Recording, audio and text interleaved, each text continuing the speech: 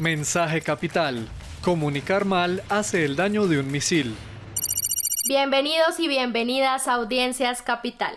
Gracias por acompañarnos. El capítulo de hoy es la segunda parte de una conversación sobre el libro Comunicarnos sin daño, convivencia y salud mental. Lo hacemos desde este espacio porque encontramos en este libro una herramienta muy poderosa para evaluar si nuestras maneras de comunicarnos están contribuyendo a la salud mental de todos, a la reconciliación y a la paz. Los autores de este libro nos invitan a situarnos en un momento histórico que exige nuevas narrativas y formas de interacción social. La salud mental, la resolución pacífica de los conflictos y la reconciliación, en un país con tantas huellas de un largo conflicto armado, requieren del poder transformador de la información, del lenguaje y de la palabra. El libro Comunicarnos sin daño, convivencia y salud mental combina los saberes de la medicina y de las ciencias de la comunicación, a partir de los cuales se exploran prácticas y narrativas para los medios de comunicación, redes y plataformas digitales. Es un texto de consulta permanente para administradores de redes sociales, publicistas, periodistas, generadores de opinión y en general para quienes de múltiples maneras nos relacionamos e intervenimos en la construcción de la agenda pública. La comunicación sana necesita del uso adecuado del lenguaje, pero también de capacidades para verificar información, hacerle el quite a la desinformación, identificar el contexto de los hechos, eliminar prejuicios y cultivar permanentemente la empatía. Sin más, les invito a tomar atenta nota de la conversación del defensor de audiencias con nuestro invitado de hoy, el doctor Carlos Gómez, decano de la Facultad de Medicina de la Universidad Javeriana, médico cirujano, psiquiatra, psicoanalista, especialista en psiquiatría de enlace y uno de los autores de este libro. Veamos.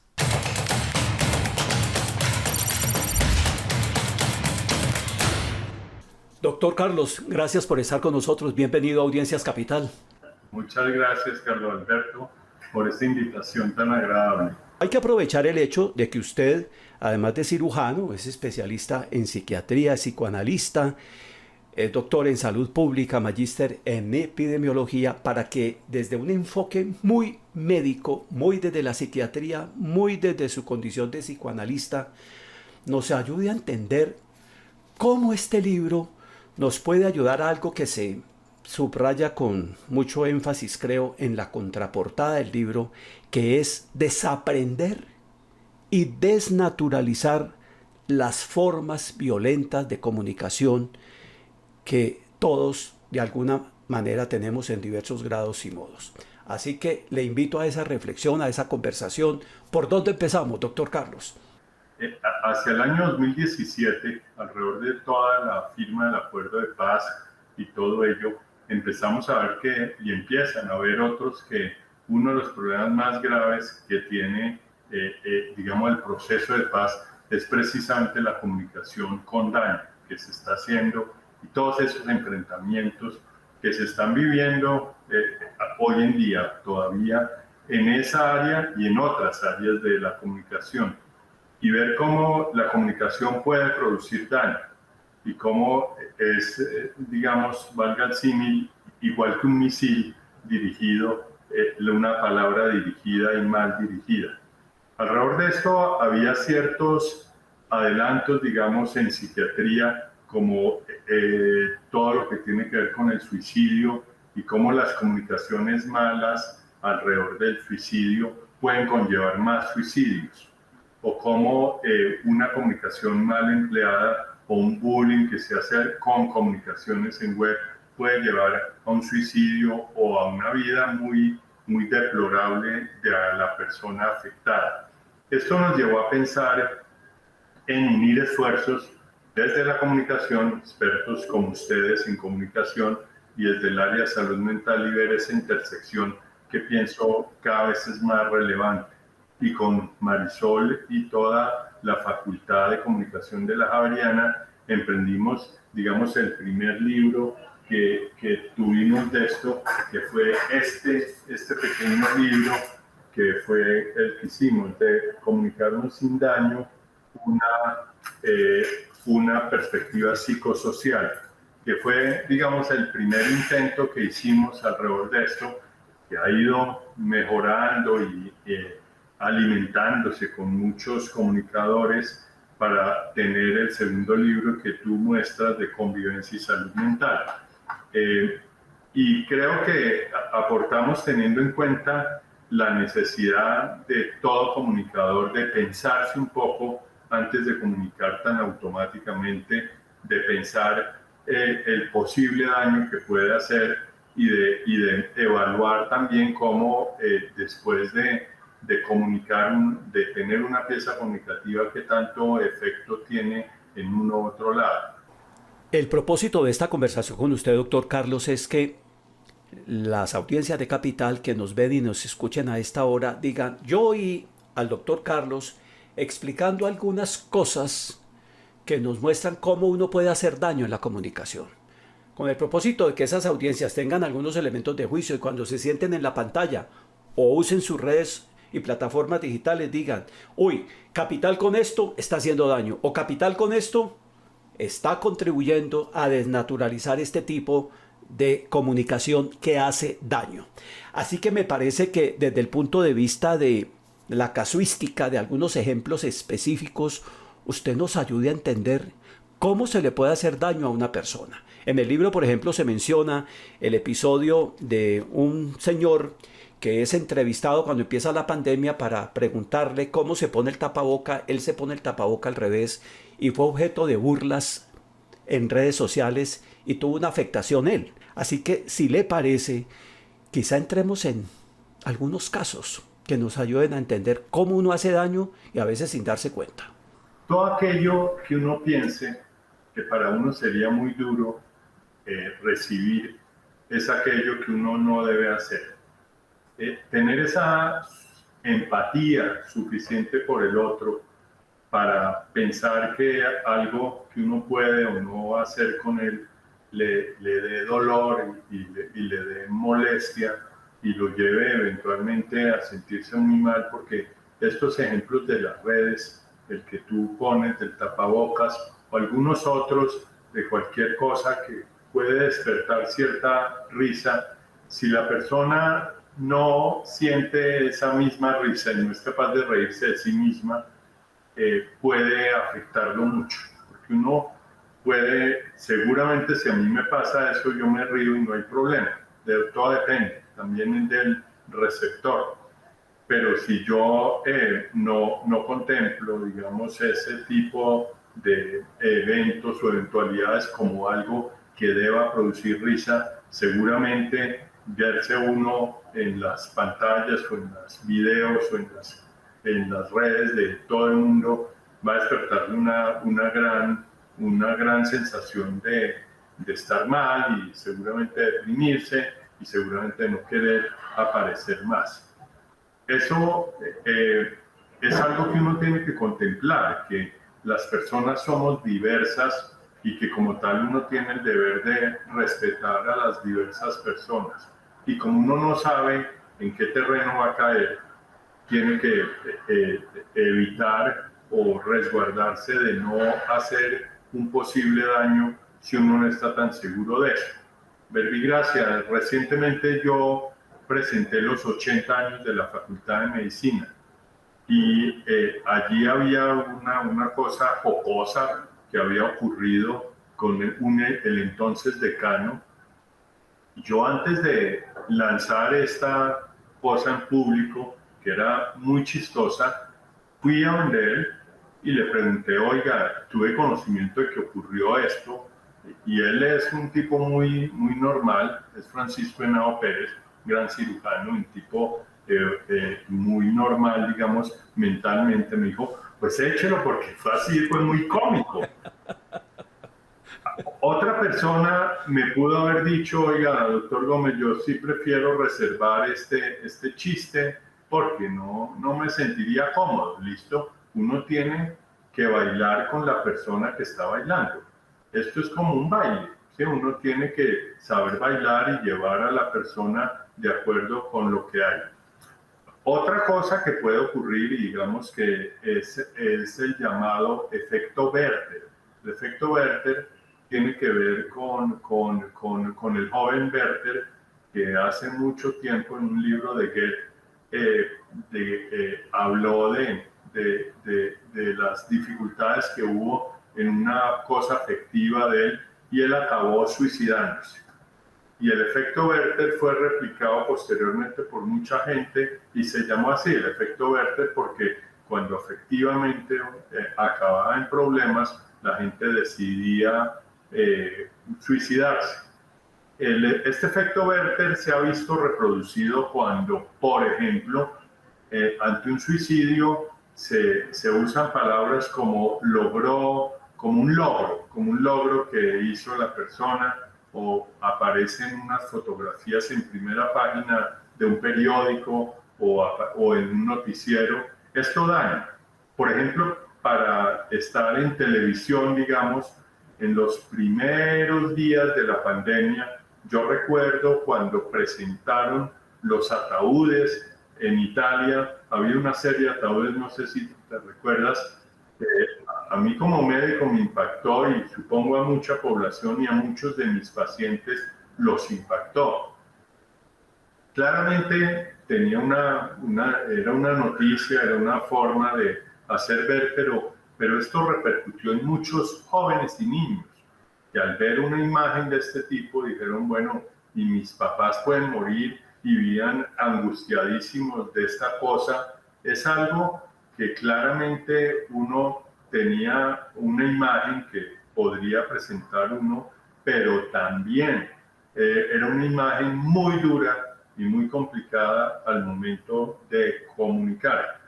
Y hay imágenes destinadas a cierto público, tal cuando aparece mayores de 18 años en esto, pero hay algunas imágenes que producen mucho daño psíquico y que la gente puede quedar muy tocada y ir posteriormente al consultorio de uno a hablar de estos temas y tal vez la gente ni se entera de ello. ¿Qué tal les ha parecido hasta ahora la conversación con nuestro invitado, el doctor Carlos Gómez? ¿Ya se sienten atraídos por este libro? ¿Les gustaría leerlo o quizá ya lo leyeron y quisieran darnos sus apreciaciones? ¿O tal vez quisieran preguntarle algo más al doctor Gómez? Pues es muy fácil. Nos escriben al correo electrónico defensoría@canalcapital.go.co y estaremos debatiendo estos temas con ustedes. Continuamos nuestra conversación con el doctor Carlos Gómez, quien nos dará luces de cómo deberíamos como comunicadores y como medio de comunicación para comunicar temas sensibles de una forma adecuada. Veamos. Ya que usted menciona el tema de la pandemia, y entonces se generan en las conversaciones cotidianas, incluso en el núcleo familiar, discrepancias muy fuertes entre los antivacunas y los que creemos ciegamente en la capacidad de los científicos por preservar nuestra vida vía vacunas. Y esto a veces lo lleva a unos escenarios de descalificación del otro. Los periodistas nos enfrentamos todo el tiempo con esos dilemas, porque siempre está uno como ante el problema de responderse, ¿y yo a quién le creo? ¿Yo a quién le creo? En esos casos, doctor, uno, ¿qué debería hacer como comunicador, pero también como ciudadano? Porque estamos comunicando algo que tiene que ver con nuestras vidas. Yo pienso que hay algo que nace de la medicina en los años 1993-94, toma gran ímpetu, que se llama la medicina basada en la evidencia, que hoy en día hay salud basada en la evidencia. La evidencia es contundente hoy en día, como tú dices, acerca de claramente la gente que se ha vacunado ha tenido menor mortalidad que la gente que no se ha vacunado. Y esto se ha venido viendo en las diferentes olas que ha habido del COVID. Yo lo que creo es que hay que informarse, y el comunicador está para eso, informar adecuadamente. No para defender muchas cosas que pueden ser tomadas a mal como alguien a ultranza. Uno tiene que informar y comentar todos los beneficios que hay. Claramente hoy en día, después de la tercera y cuarta ola, es clarísimo en cualquier centro del mundo que las personas que más requirieron o más están requiriendo cuidado intensivo y más han fallecido son aquellas que optaron por no vacunarse.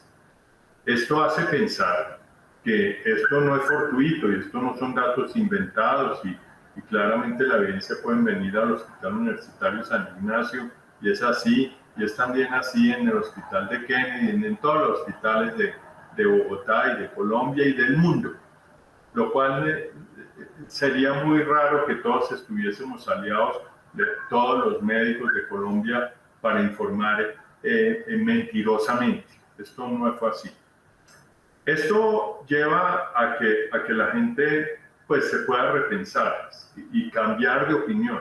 Todos estamos sujetos a cambiar, es muy comprensible que se piense que hay algo detrás, o etcétera, puede ser comprensible, pero hoy en día cada vez es menos comprensible.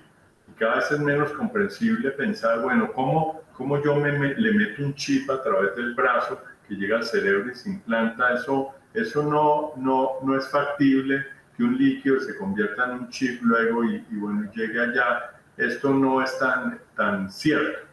Ahora, dos, también que piensen, otra posición que hay importante es sentir, y yo lo sentí acá como decano de la Javeriana en Medicina, cómo los médicos y el personal de salud, enfermeras, bacteriólogos, fisioterapeutas, todo el personal de salud, hemos sufrido atendiendo gente que a veces no tiene la vacuna.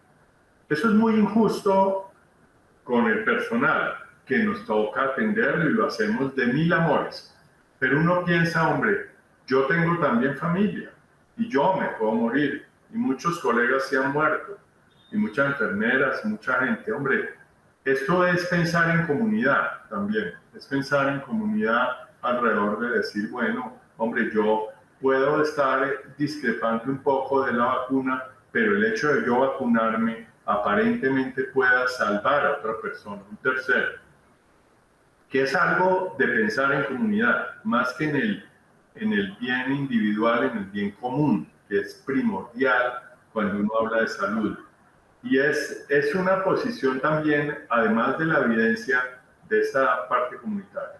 A pesar de esto, puede haber personas que todavía sigan pensando en que ellos no quieren vacunarse y son antivacunas. Llama la atención de cómo no han estudiado o mirado detenidamente las cifras y todo lo que hay.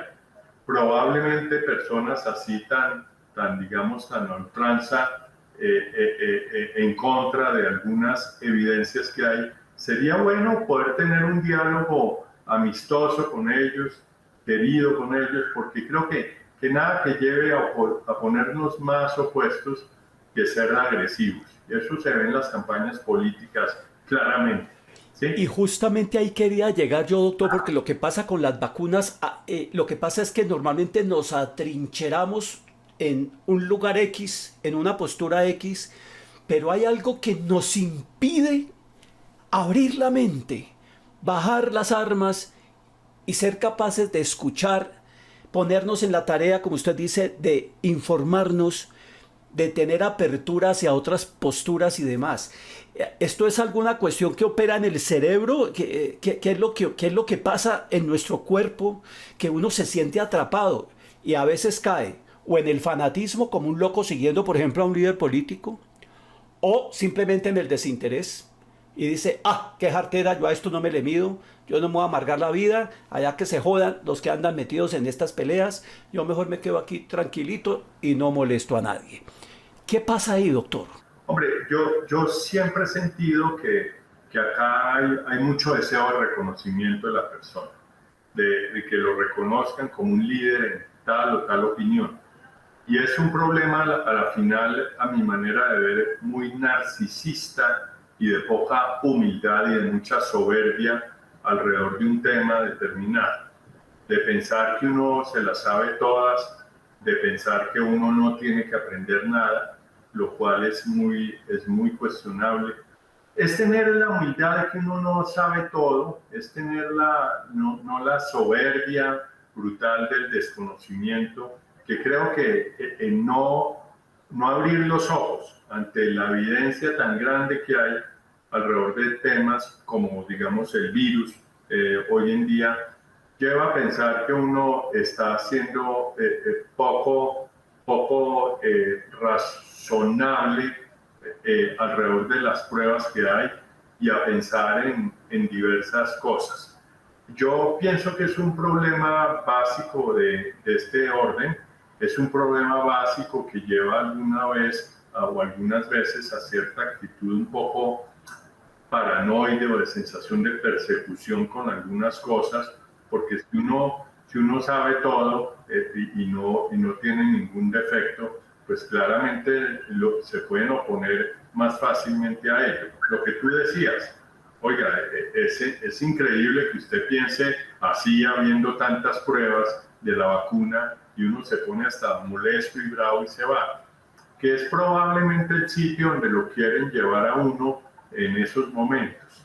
Es pensar que uno no puede pisar esa mina quebrapata y es oír los argumentos que hay y las pruebas que hay alrededor del chip que llegue al cerebro a implantarse y a poder conocer, bueno, qué utilidad tendría X entidad, la CIA, por decir algo, no tengo ni idea, en ponerte un chip a ti o a mí qué caramba, qué importante, es decir, qué importancia tiene mi cerebro para la CIA, por Dios, nada, probablemente nada, ¿sí? Pero bueno, quieren investigar todo lo que hago yo, o sea, ¿yo soy muy importante o qué? Es decir, hay una cosa narcisística compleja ahí que uno tiene que pensar. Hay muchas cosas, pero es un tema como que tú abres muy interesante y muy difícil por demás. Hay dos grandes grupos poblacionales en Colombia con los que interactuamos todos los días, doctor. Y uno son las víctimas del conflicto, que yo siempre he preferido, después de un curso de formación que nos dieron hace un tiempo, que hablemos de sobrevivientes del conflicto más que de víctimas, porque están en eso, están sobreviviendo con su pasado, pero también con su presente y con su futuro, los sobrevivientes del conflicto y la población migrante venezolana. Y tenemos experimentación de sentimientos de pesar, del pobretear a la víctima o de rechazar al migrante, especialmente al venezolano, a quien solemos asociar injustamente, porque estadísticamente se puede decir lo contrario, con toda la ola de criminalidad y demás que está afectando al país de una manera generalizada. ¿Qué tipo de cosas son las que uno hace para hacerles daño a estas personas a veces sin darse cuenta, doctor? Sí, yo pues hay muchas cosas muy importantes andando alrededor de los sobrevivientes, como llamas tú, las personas que vivieron una vida muy compleja alrededor del conflicto armado, que son muchas, que son 9 millones de colombianos. Y cuando nos ponemos a pensar así, vemos que pues es el 20% de la población, millones más menos. 20% de una población que sufrió, de niños que antes de los 7 o 10 años fueron desplazados por la violencia, de adolescentes que vivieron todo esto, de personas que tuvieron de emigrar de su casa y de todo a una ciudad inhóspita y complicada y con algunos referentes totalmente diferentes a los que estaban acostumbrados a criarse. Es como si a mí me llevan ahorita a la selva, pues yo no sobrevivo un día, pues no sé referentes, y allí fue al revés.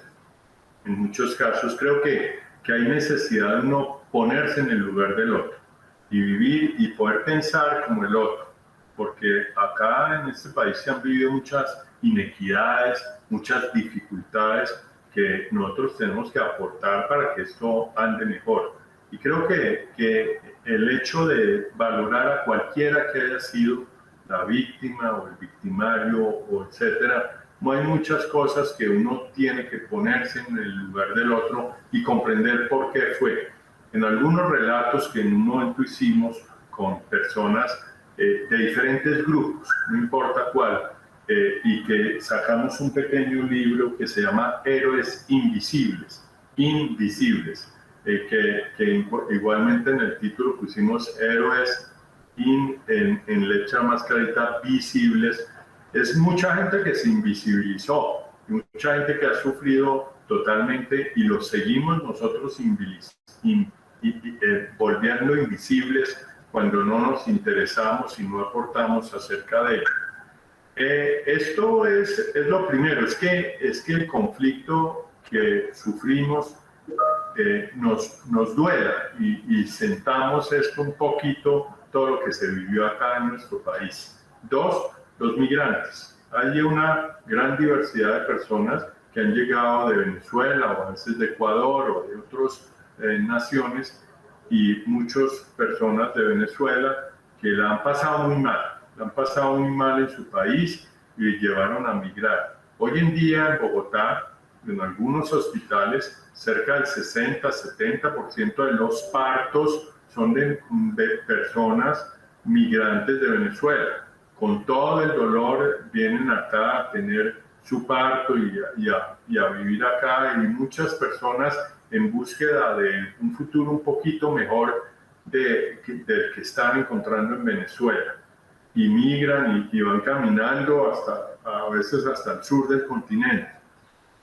Son personas humanas. No dudo que en esta gran masa de personas migrantes habrá algunos que hacen feria, y eso realmente no debe ser. A mí me parece, como médico y desde la parte de salud y salud pública, que así como muchos colombianos migraron en su momento a Venezuela en búsqueda de un mejor futuro en momentos en que Colombia estuvo regular, hoy en día, digamos, se invirtió la balanza y tenemos que ayudar y colaborar con esto. Claramente, hay un grupo, un subgrupo de personas que no deben hacer, y también de colombianos. Esto, atribuirlo solo a venezolanos, creo que vale la pena pensar, y acá también hay personas que han hecho mucho daño, en ese sentido más de índole más delictivo, ¿sí? Que creo que nos toca especificar y cuadrar bien esto, porque generalizar es uno de los daños más grandes que puede haber, volviendo a comunicarnos sin daño. Todos los X son malos o todos los Y son buenos. Perdona, pero esto es un cuento de hadas, eso no es cierto. Yo tengo como persona humana cosas muy buenas y otras cositas que tengo que reparar, ¿sí? Así como tengo como grupo humano personas muy buenas y otros que tienen algún daño, pero decir todos los venezolanos son los malos o todos los migrantes son, es un análisis muy superficial y que nos lleva a comunicar inadecuadamente y nos lleva a problemas que llevan a enfrentamiento de grupos, porque habrá gente muy buena dentro de estos, y los conozco, que hacen favorecen mucho el desarrollo inclusive de Colombia, que tenemos que respetar y que tenemos que tratar como personas tan humanas como nosotros. También poner un mote, como tú dices, víctimas o migrantes, a veces es complicado porque se ha vuelto un sinónimo de tal cosa o de tal otra, que en algunas comunicaciones se ha logrado ese link que hace mucho daño al país. Sí. Pues doctor Carlos Gómez Restrepo, muchísimas gracias, porque estoy seguro que estas reflexiones que usted nos ha compartido, esas reflexiones están aquí, muchas de las cosas que hemos hablado en este libro, que volvemos a recomendar para las audiencias de Capital. Porque comunicar sin daño no solamente se hace desde los medios, que lo hacemos, tenemos que corregir muchas cosas, pero también desde las experiencias cotidianas de interrelación con otros, y también desde el uso de las redes y plataformas digitales. Y aquí hay muchas claves para entender cómo podemos comunicarnos sin hacer daño. Por su tiempo, por sus aportes, a nombre de la audiencia, le agradezco mucho que haya aceptado la invitación a Audiencias Capital, y hasta una muy próxima oportunidad, porque estoy seguro que personas como usted tienen mucho que aportarnos aquí en este medio de comunicación pública. Hasta la próxima. Carlos Alberto, muy amable. Llegamos así al final de nuestra conversación de hoy. Recuerden que este programa es uno de los mecanismos que tienen ustedes como audiencias de Capital para ejercer veeduría ciudadana a cada uno de los programas y contenidos que se emiten por nuestra señal abierta de televisión y por nuestras redes y plataformas digitales. Así que la invitación es a que se animen a escribirnos y a que hagan parte de este programa, que es de ustedes y para ustedes. No olviden enviarnos sus comentarios, preguntas, sugerencias, lo que les gusta, lo que no les gusta de nuestra programación al correo electrónico defensoría@canalcapital.go.co. Estaremos atentos para tomar nota y estamos abiertos para recibirlos en nuestro programa. Nos vemos el próximo sábado y no olviden pasar la voz. Chao, chao.